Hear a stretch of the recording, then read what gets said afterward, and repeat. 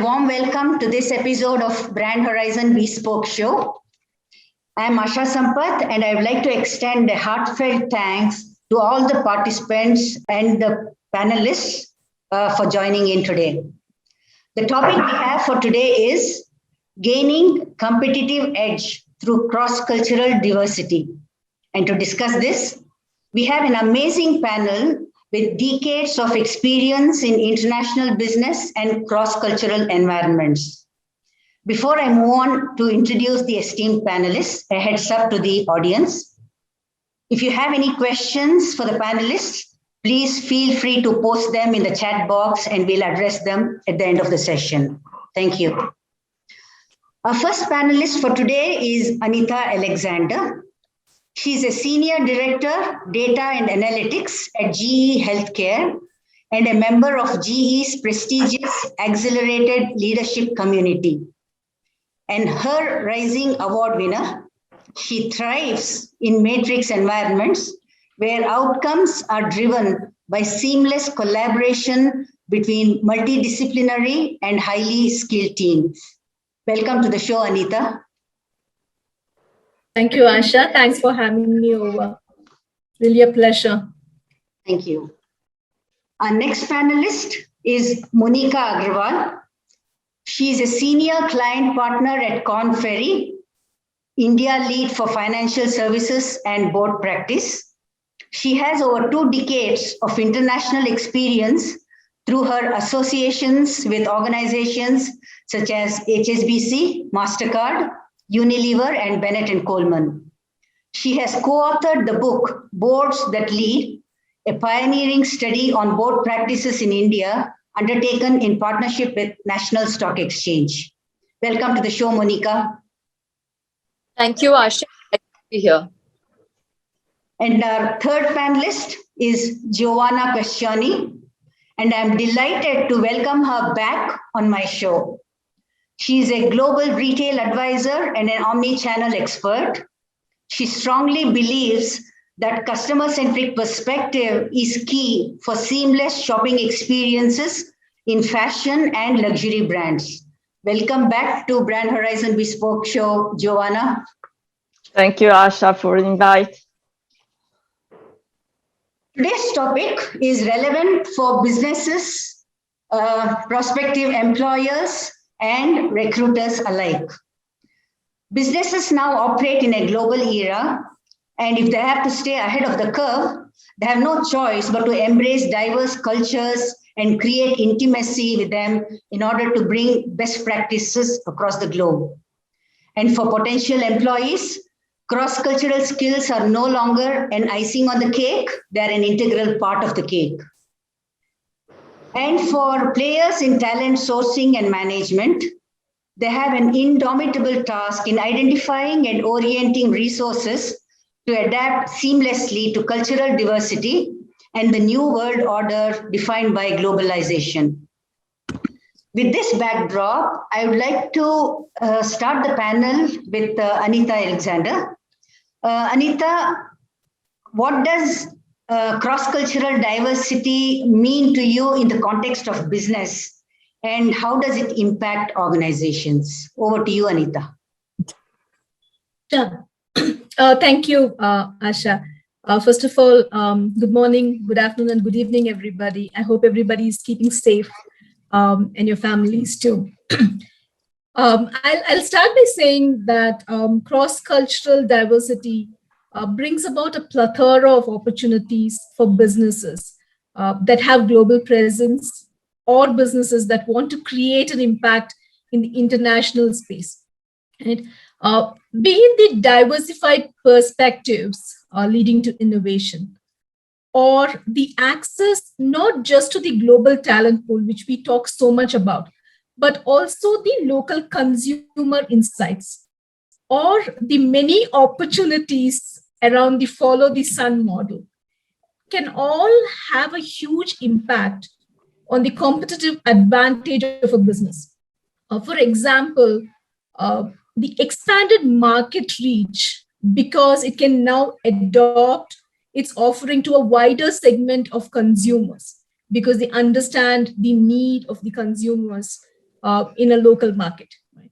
The ability to think globally and act locally. I would see these as the big positives that come out of a cross-cultural diversity. Right. And yeah, you are mentioning about the plethora of opportunities, but do you also see a flip side to it? I would say every change comes with challenges. I don't call them flip side. I call them as growing pain with any kind of transformation. And we have to be really nimble to knock those off, to see what is working and how do we learn from our mistakes and make it work. Because the opportunity here is so beautiful. So that's how I would think about it. Right. I guess the opportunities outweigh the challenges in making it work, right? Absolutely. Thank you, Anita. Monica, may I have your views on what cross-cultural diversity means to you in the context of business and what kind of impact you see happening in organizations? Thanks, Asha. So I think first and foremost, I would like to submit that diversity is not only cross-cultural diversity. In fact, as we look around us, there are inherent diversities and there are acquired diversity. So inherent is what the most prolific example of that really is the gender diversity. There are the nuances of that, like race, obviously sex, age, etc., etc. But equally important is the acquired diversity, which is really diversity in experience, education, values, skills, knowledge, and so on and so forth. So, like I said, I would like to submit that we should actually just talk about overall diversity, because all aspects and all nuances of diversity are extremely, extremely important. And if I wear the hat of my board practice, and the board services, now obviously, while the regulator has insisted on gender diversity in India as an example, but increasingly boards are looking at diversity in experiences, skills, knowledge, backgrounds. Somebody who should come from a digital or a marketing background, somebody from a technology background, so on and so forth. So coming specifically to your second point, the benefits, I think humongous benefits, and that's why I think D&I or diversity and inclusion, as it is referred to globally, is actually the buzzword. I mean, I'm not surprised. Of course, COVID overtook that. It's not the Oxford word of the year, because it's so much in vogue and it's so much in, being talked about. So the benefits obviously are, it fosters out of the box thinking, diversity of ideas, innovation. When you have multiple voices, multiple perspectives, it leads to better decision making. So I'm a big supporter of diversity, not just cross-cultural, but I would say, multilateral. And I don't see a downside of it, except I think it requires a bit of empathy and a bit of adjustment on behalf of all the stakeholders, not just the person who's bringing the diversity to the table, but I think all the recipients or all the other collaborators of it. And once we overcome empathy and the diversity of thought process, I think the benefits far outweigh any, to use your term, flip side. Right. I like the way you articulated. We find gender parity happening probably at the mid-management level to some extent. But when it comes to board levels, we are still far away from where we should be, considering that the population is 49-51%. We are nowhere near that.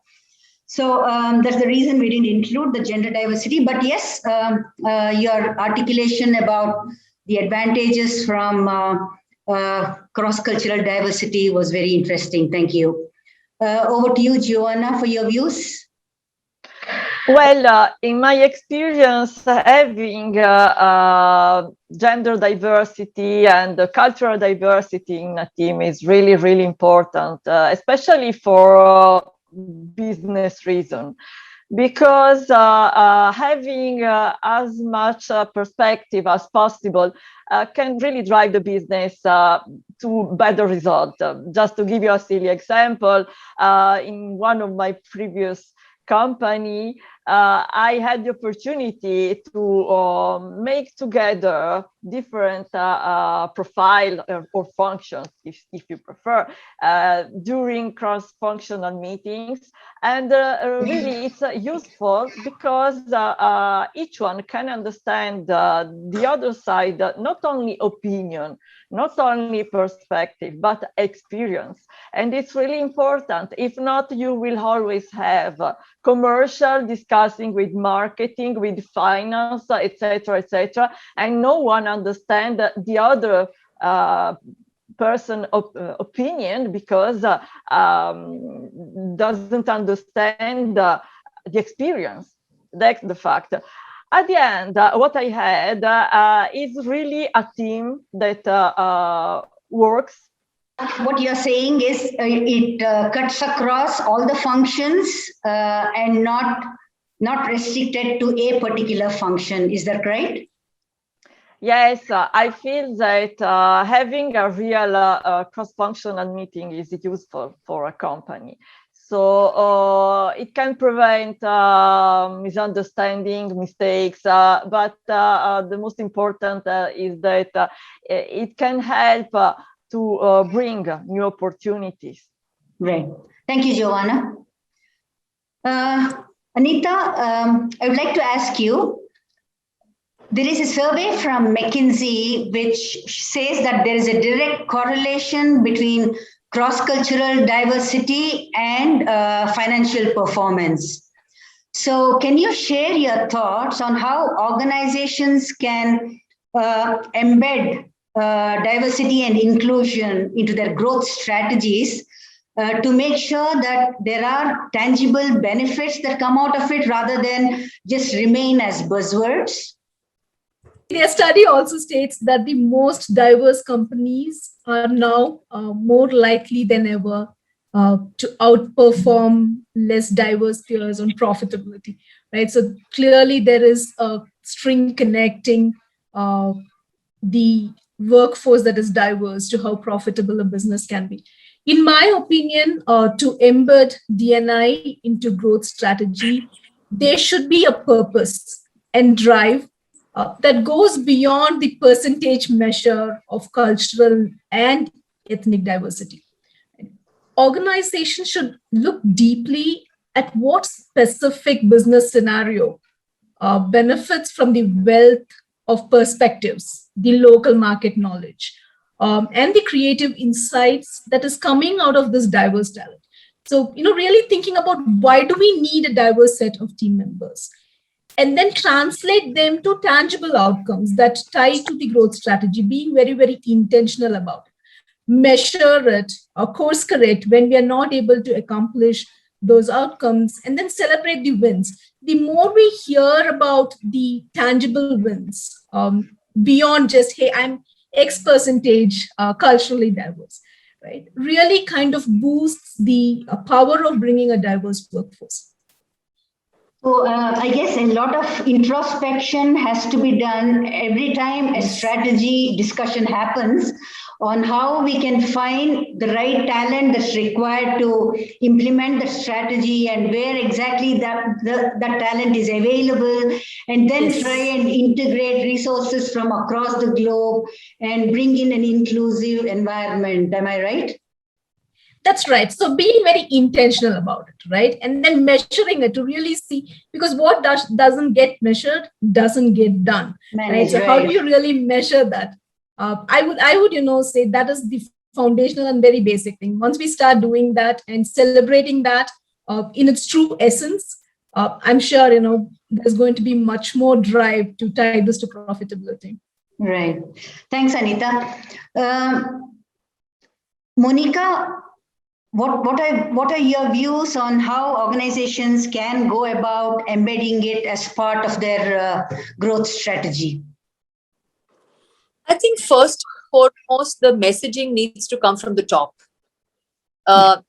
And we've seen examples. If you look at the very public statements that some of the large organizations, like let's say Goldman Sachs or a Morgan Stanley, some of the really leading marquee brands, Citi has its first woman CEO ever.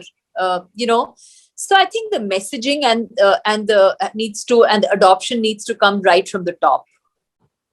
So one is the right messaging. Second is the right enabling environment. Mm-hmm. That's extremely important across all levels. So like you said, there are enough women at the middle levels, but how many reach the top of the board?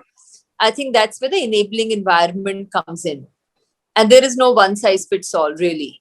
Right. So I think now increasingly organizations and especially senior leaders are understanding the benefits of it. In fact, you refer to a McKinsey report. I would like to, also sort of quote some of the research that our own diversity and inclusion research threw up. And it said basically diverse, equitable, and inclusive organizations outperform their peers. They deliver 70% higher growth, 75% faster time to market, and companies with above average diversity reported 19% higher revenue. The second aspect of that, what the research of which was conducted at over 500 organizations threw up, that diverse and inclusive teams make better decisions 87% of the time. And 87% of the most admired companies see the positive impact of diversity, equity, and inclusion on their business performance. And last but not the least, with every 1% increase in gender and racial diversity, it leads to a 3 to 9% increase in sales and revenue, respectively. So I think the case for this has been made by every single research. And there is a reason why, large organizations, large reputed organizations are adopting it. I'm seeing positively a change, certainly in the international organizations. Right. Where increasingly for every senior search that we undertake, we're asked to increasingly ensure that women form a part of the shortlist. The other extreme, and we obviously don't want to name clients here. There are a couple of clients who actually, to make life a bit, interesting, insisted that 100% of the slate should be diversity. So it's, I think the times are changing. It's not just a buzzword. It really makes business sense. And I think the winds of change are blowing faster than they ever have. Right. And I think this is happening at multinational corporation levels, but not as yet in many Indian organizations, would you say? Or it's kind of equally poised? I would say it's such a broad brush. So yes, the ratio of multinational organizations asking for it is higher. But I think the Indian organizations are also are getting conscious. End of the day, let's face it, it's about bottom line. It needs to make business sense. True. And organizations are seeing the benefits of it. They're adopting it. Right. Obviously, where they see constraints, that doesn't take precedence. The buzzword will not take precedence. Yeah, and I think, and I don't know if it's the right forum or the to say this, but I actually put the responsibility of this equally on the ladies or the women leaders as much as the organizations. I agree with you. So that can be a topic for discussion another time, but really, I mean, it's both. You cannot clap with one hand. Sure, I agree. I think that point is very well appreciated, but obviously that's another topic we could take up. Giovanna, would like to hear from you on how organizations can go about embedding D&I, and obviously I think you'll be talking from a retail perspective, and that'll be interesting to know. Yes, I feel that the other kind of diversity we should consider is the experiences diversity. And I always try to do it in my retail management experience because it can bring more opportunities for business again, and I can explain you why. But also it can bring a different perspective to the global team. So when I have to hire someone from my team, I always think to the problem to solve instead of thinking to the culture of the company, the philosophy, and anything else. And the reason is simple, because I feel that having the perfect person for the role is complicated, obviously. But if we start from the problems to solve, it's easier. Just to give you an example, in one of my stores, I had a specific concern, and personally, I don't like to copy paste from the previous commercial or district manager or something else. And I don't like to have another copy paste because of the role. And I prefer to see the specific characteristic of the person. So coming from a different sector, coming from different experiences, for me is the most important part. So I don't want to hire a district manager from another brand. I want to hire a person that has different kind of experiences and that can bring something new, a different perspective, a new vision, and its personal experience that can give us really more knowledge, etc. That's my vision. Right. I think that way they don't have to spend time unlearning what they did, but they straight away bring in innovative ideas to the table, right? Yes, it's really important, because just imagine you are looking for a commercial director for, I don't know, shoes. And you will hire a commercial director from a company that makes shoes. Where is the knowledge, the different perspective? There isn't. I prefer to hire a commercial director that had shoes, accessories, fashion, cosmetics, and something else. And the reason is simple, because today maybe I need a commercial director for shoes, but tomorrow I will add different categories and I have a commercial director for shoes. It's not enough.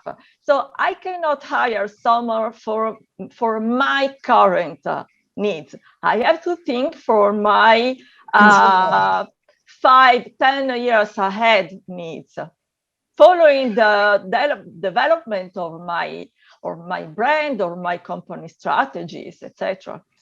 Today, data analytics is at the center of every decision making, right? So to what extent can organizations leverage from cross-cultural resources that they have to make sure that the data analysis is more meaningful and consumer-centric and result-oriented? Mm-hmm. Sure. So in simple terms, to provide meaningful analytical outcomes, one needs to understand the data in the context of the purpose one is trying to solve. Let's take healthcare industry, for example. If I were to ask for a quick show of hands of audience here who have a biosensor or a behavior tracker like a smartwatch, there will be more number of hands in the air, much more than what it would have been a few years back. So according to Deloitte's 2021 Global Healthcare Outlook, the focus is now shifting from healthcare, or what we usually say sick care, to health and well-being. So more than ever, consumers will expect care to be available when and how it is most convenient and safe for them. This includes virtual care, at-home prescriptions delivery, remote monitoring, digital diagnosis and decision support, and even the self-service applications. So today, none of you want to kind of blindly follow something that's being prescribed to you. You really want to understand, hey, this is what my vital says. So clearly, consumer demands are driving transformation to patient care, centric delivery. And this is happening across geographies and socio-economic groups. Right? So now translate this to the needs to understand the context behind the data. Right? So if you're collecting a particular data from a globally installed equipment base, right, then you certainly need that kind of a swarm intelligence to really see what this means to enrich the patient experience and tailor it to a very specific need, right? The way you kind of tailor it to a place where access is unlimited, power and electricity is round the clock throughout the year, versus another place where you really cannot, transport heavy equipments by road, right? You have to carry, or you need lightweight equipments. And, there are power cuts. So, the same kind of solution requires different kind of mindset, right? Which means we have to tap into the local insights and markets. And then, see what is a better way to accomplish this other than tapping into cross-cultural talent pool. Because you can then, to my earlier point, really think globally about the solutions, what's needed, and then act locally so that you can really touch and make a difference to the local communities where this is being served. That could be my example and a simple stance to data and analytics and how we can make a change when you start bringing in cross-cultural diversity into your workforce. It was a very practical example, actually, Anita. Besides the quality of the data analytics, I think it's also the cost advantage that you will derive from making sure that you take care of, you use the local resources that are available. So it's kind of a win-win from both angles. Yeah, to an extent for sure, because you can now have access to disruptive skills very easily, right? So that way, you make that possible, because you really don't have to relocate somebody, bring them over, just because that skill is niche. It does have a cost impact, but I think the biggest impact is you really being able to provide the right kind of diagnosis, right kind of medication to the right patient at the right time in a way that matters to them, right? So that is more powerful. Interesting. Thank you, Anita. Monica, you've been for many years into talent sourcing and management as well. What kind of challenges do you see when you have to evaluate people for your clients? Because it's not easy to understand from one interview on whether the candidates have the cross-cultural skills, they have the adaptability, and it's not just about adaptability, it's also the it's something that has to come from the heart to be able to be open and empathetic, as you mentioned. So how do you identify if these skills are available in people, and if not, do you think it's something that can be learned? So that's a great question, Asha, and it's something which we at KornFerry actually realized much earlier, before it really, became such a challenging and such a burning issue. So I think much before it became fashionable, we introduced a very, very robust, what we call a KF4D, which is KornFerry 4 Dimensions of Leadership, where we actually assess candidates not for what just we see in an interview, what we just hear in an interview, but also what they intrinsically are. So what you typically see in an interview are their experiences and their competencies. What you don't see in an interview and even a series of interviews are what their traits and drivers are.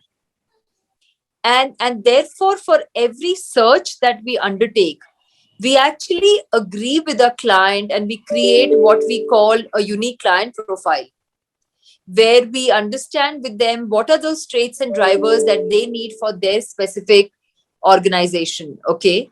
And then we actually assess the candidates through a robust online assessment on their cultural fit, on their mindset fit, on their traits and drivers fit, etc., etc. So yeah, I mean, it does require a very robust process, but I think we are quite ahead in that game by now. So do psychometric tests reveal those traits? You'll be surprised. Yes. Yes. Okay. Yeah. Yeah. And I guess most of the candidates will be surprised with the results. Yeah, actually, we do share the report with them, and they're actually, take it as a great feedback, even for their, whether they make it for that role or not. Right. But going forward, because, sometimes you have the best impression about yourself. True. Yeah. And sometimes these reports can give you a bit of a reality check. Reality check, and it can be really shocking at times. The ones you think have the best impressions about you turn out completely contrary. Yeah, I think this assessment is all about what the candidate undergoes and case study based. So you really, it's really life situations. Right. So it's very, some of the results it throws up, and I think our clients quite love it because what it does is it actually enables and supplements the hiring process. Right. I was taught in my management course about Johari window, which has 4 quadrants, and the 4th quadrant is one where others know about us and we don't know about ourselves. So you can have your pick. You can look at it positively and learn from it. You can look at it negatively and keep cribbing about it. So it's up to you to decide what suits you best. Yeah, but I guess analyzing traits of people is no easy task. But I'm sure you're experts in making sure that clients get what they want at the end of the day. Thank you for those insights, Monica. Welcome. Giovanna, in retail, campaigns and advertisements, of course, are a very important segment of retail commerce, right? So to what extent do you actually use local resources to understand what incites a customer and what appeals to a customer, or what are the sentiments, local sentiments that need to be respected when you're doing a campaign? Can you throw some light on these practical aspects that you live and breathe in retail? Yes. Well, in retail, especially with the sales team, we used to have trainings to explain different culture, like Chinese, for example, or some different culture.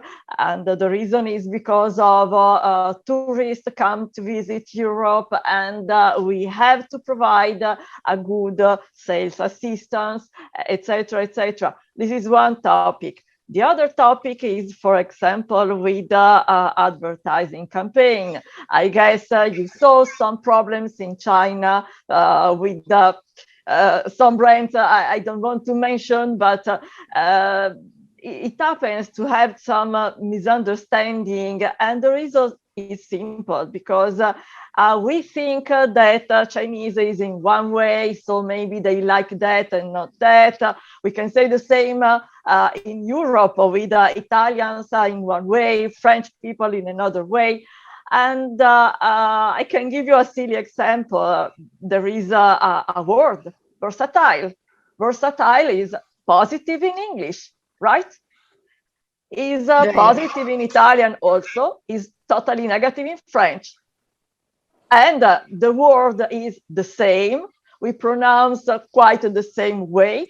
Right. Unfortunately, if you talk about yourself saying that you are versatile, in France, they say, oh, because it means something not positive. So you have to try to find another word to explain the same. But I experienced that once I had a discussion. So the other person, a senior manager, told me, you know why? We lost the meaning in French, but the basic of the word is the same. But there is a point that I like to mention. It's again about experience, and the reason is simple. When I have to discuss with some manager, I prefer to see his point of view, or especially if it's open on different perspective and cultural diversity, etc., etc.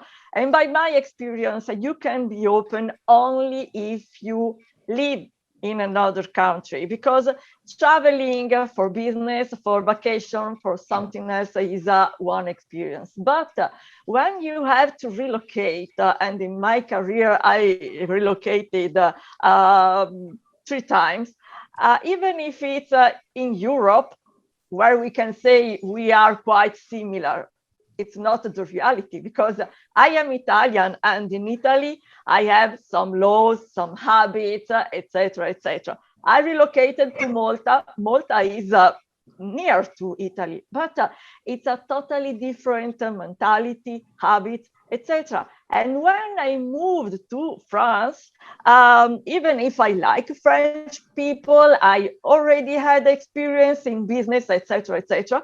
I try to learn their habits, their way to do not only business, but personal relationship, after business relationships, so in a normal life. And really, I feel that if you want to learn to be open-minded, you have to relocate. You cannot only travel. This is my experience and my point of view. No, I think you're right, because just by traveling, you don't get into the depth of the local culture. When you relocate, you actually live those cultures. Yes, that's true, because yes, in my career, I had business with people coming from different continents, etc. But it's business made by phone, by video call, and it's only business. So you have this kind of relationship. But when you relocate, it's really a deep dive into a different culture, and you need to adapt. Obviously, you don't lose yourself, but if you want to communicate, you want to have a good relationship and a good life, you have to understand other people's habits, other people's point of view, and then you will show how you are. For example, everybody understands in France that I am Italian, but I speak French with them, so we can discuss and we can really smile about my accent, their way to want to learn Italian, so their accent when they speak Italian. You know, that's the fact. Human relationship. Very interesting, Giovanna. I like what you said about don't lose yourself, but respect the other culture and appreciate it, so that you get the best of both in the relationships. Great. Thanks, Giovanna. Yes. Before I move in, I have a couple of questions from the audience on my mobile. So before I move into that, one question that I would like to ask Anita and followed by Monica.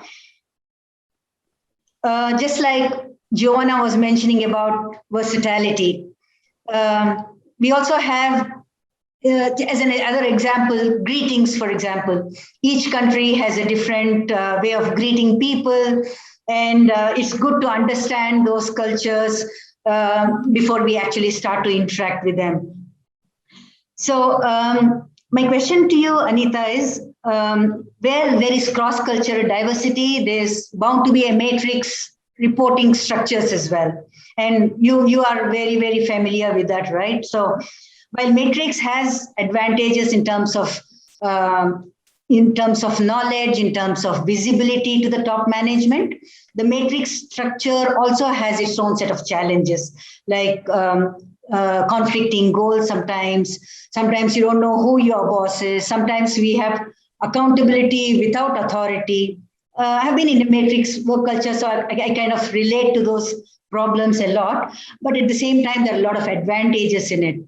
So do you think organizations should make a conscious effort to give a culture training to people in matrix who work in matrix teams so that they kind of not just understand, but also start to appreciate and enjoy the other cultures that are part of their virtual teams?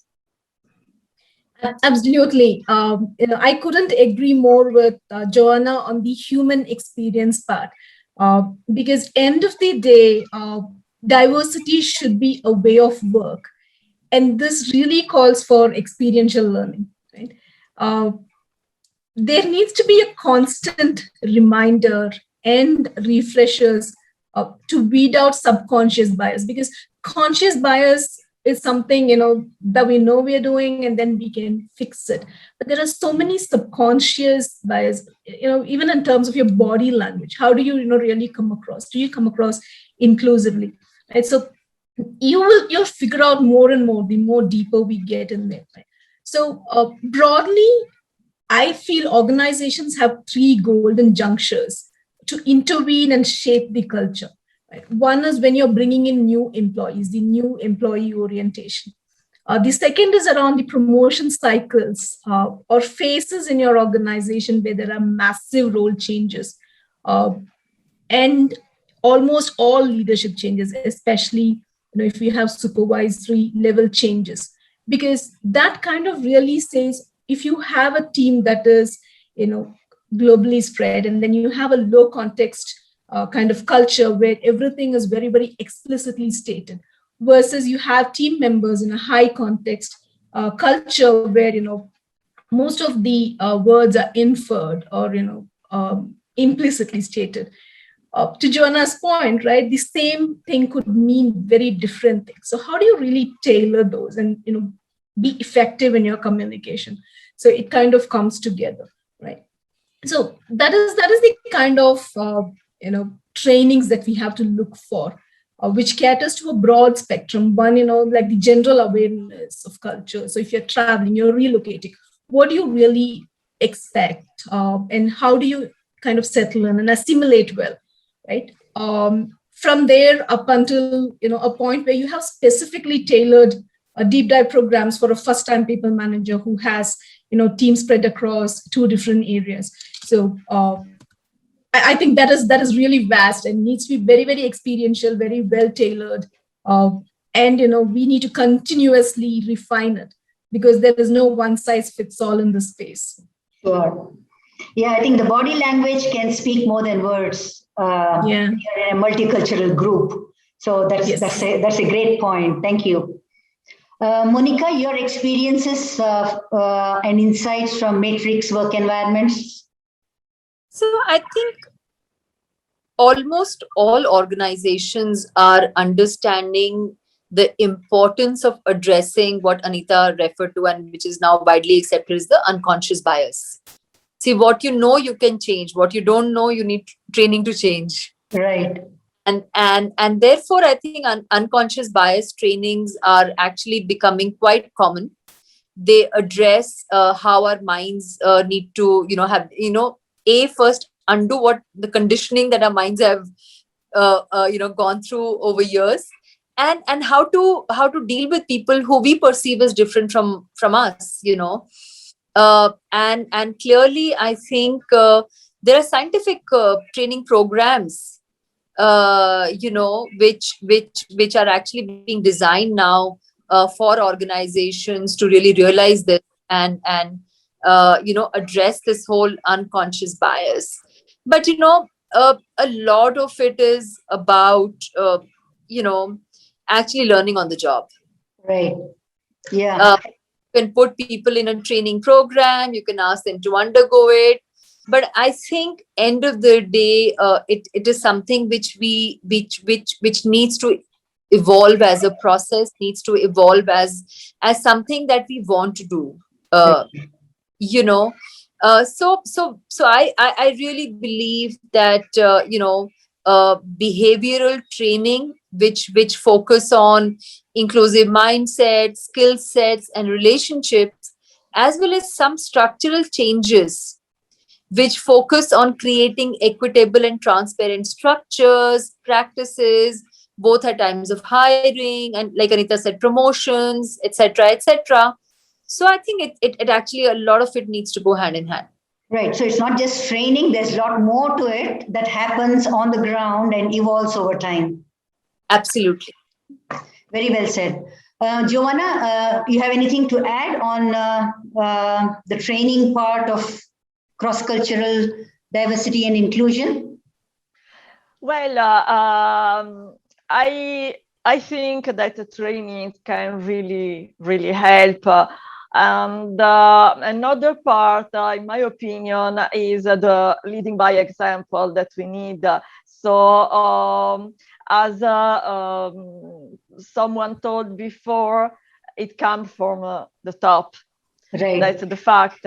So if you want to have an open-minded company, if you want to have a really cross-cultural company, you need to have the board, the top managers in this way. And in Europe, Europe is working on quota. And there are some laws that are passing now about quota into the boardroom. So it's not a female quota, it's the less representative gender quota. So it's for everybody. And I feel that currently in Europe, the only way, unfortunately, because we tried a lot of different way, persuasion, etc., etc. It doesn't work. So if we need to have 50% men, 50% women, it will be clear for everybody.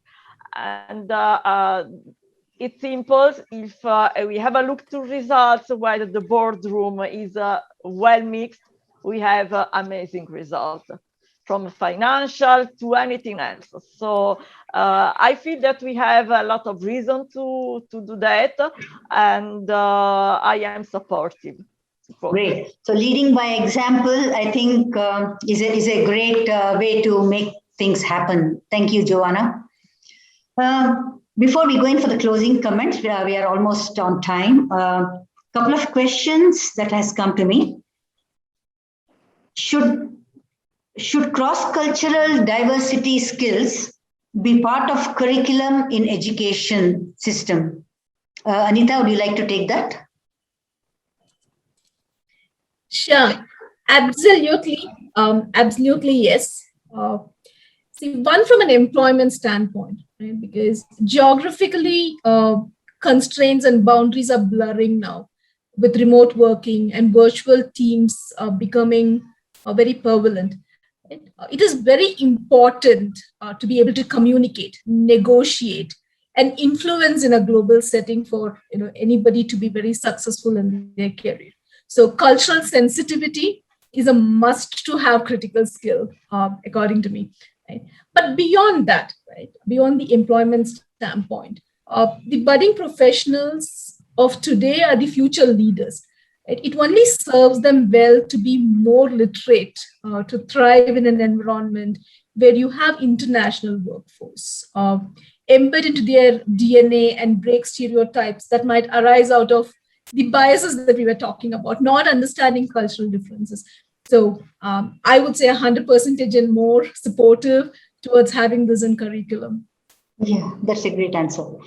And the other one that that has come to me is, I don't understand this, but I think the question is, has the pandemic created more opportunities for organizations to make it more inclusive? Monica, would you like to take that? Absolutely, yes. I think, given that the future of work, that's the phrase that we now use in KornFerry, because the lives have changed and I don't think the workplace will ever be the same again. I think the future of work is clearly hybrid. And in that environment, I think actually provides a welcome opportunity for a more inclusive workforce. Right. More opportunity for virtual teams, right? Absolutely. And we really do believe that this is in fact, lots and lots of organizations. And I think if you read some of the leading dailies, they're carrying these stories, how they're inviting women to come back to workforce who took breaks for their children or aging parents, etc., because I think this whole hybrid future of work actually enables and fosters that. Thank you. Giovanna, what are the sentiments in Europe about the future of work? Are you seeing more virtual teams catching up compared to physical teams? Well, we are talking about the hybrid way to work. So I see retail hybrid. I see the working environment hybrid. And just a couple of days, I found an interesting article from recruiters in France saying that employees and managers more doesn't sign off the new contract if the company is not totally open on working on remote. It's really interesting because especially in the southern part of Europe, there isn't the habit to work on remote. Managers prefer to stay and to have people in office. During the pandemic, the home working was 100%. And then step by step, we moved to 80, 50, etc. Now, the market is reopening for new jobs, new roles, etc. And this is really the sentiment. And I feel that it's correct, because if for a couple of years we were productive and we made business on remote, why today we have to change anything and come back to the old world? I prefer to say that in a hybrid way, we will have physical and home office and co-working and anything else. It's important to be flexible because the world is flexible now, the consumer and anything else. So that's the sentiment in Europe.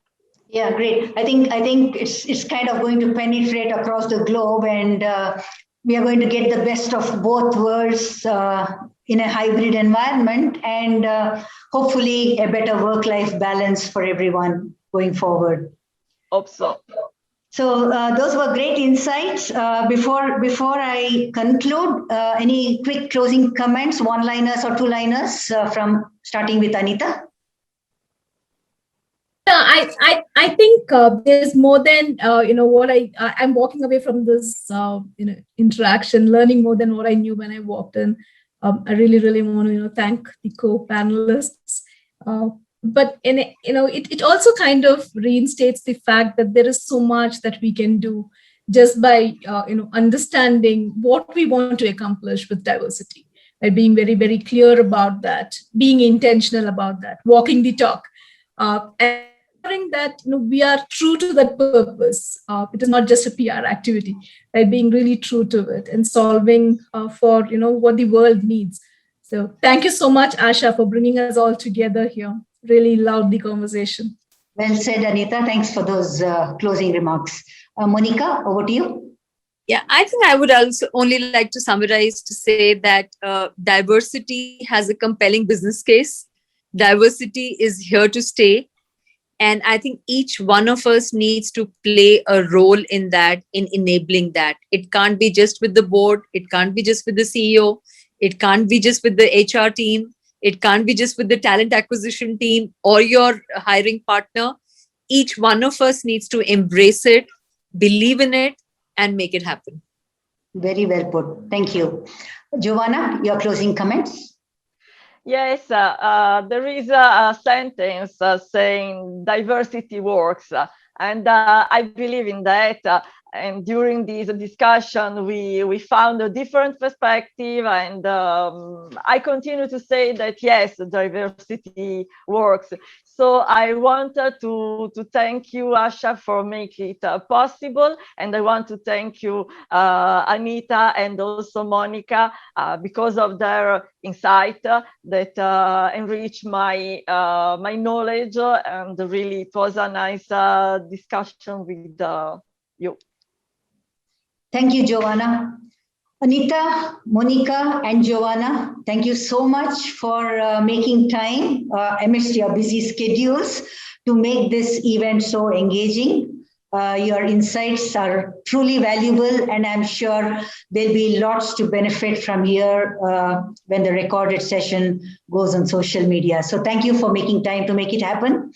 And thank you all in the audience for joining in. Sorry, it was late in the evening, but obviously when we are looking at cross-cultural panel, we need to make sure that everybody's time is managed well. So thanks so much for your time and joining in for the session. Till we meet again, best wishes to all.